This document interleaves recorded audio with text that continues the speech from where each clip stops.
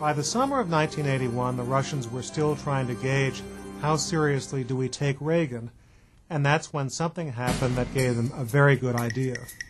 Fed up with low wages and long shifts, 15,000 of America's air traffic controllers walk off their jobs, paralyzing the nation. Our people are firm. Our people are solid. We'd rather face this issue right now. I thank every controller in this country who stood by us. The cabinet meets in an emergency meeting in the morning, and there's a lot of give and take around the table, and nobody notices that the president is not really listening, but is writing on his famous yellow legal pad. And after 15 or 20 minutes of everybody ignoring the president, Reagan says, "Excuse me, but would you just listen to this for a minute?"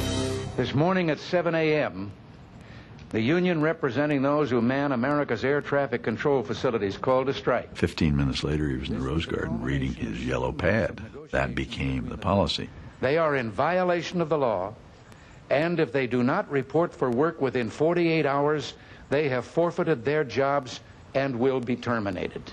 What we now know is that in Moscow, the people in the Kremlin were looking at this and saying, holy cow, Reagan is absolutely serious about what he's saying.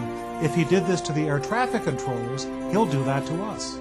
As he begins his second year in office, Reagan puts the Soviets on notice, ratcheting up his rhetoric. The objective I propose is quite simple to state. The march of freedom and democracy, which will leave Marxism, Leninism on the ash heap of history as it has left other tyrannies which stifle the freedom and muzzle the self-expression of the people.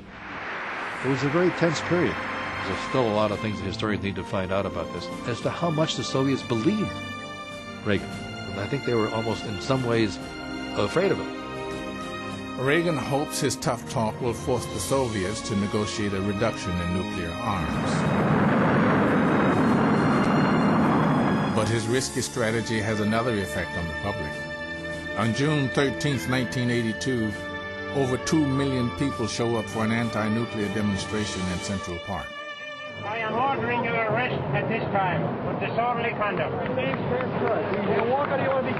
They're demonstrators from 34... Reagan offers no response.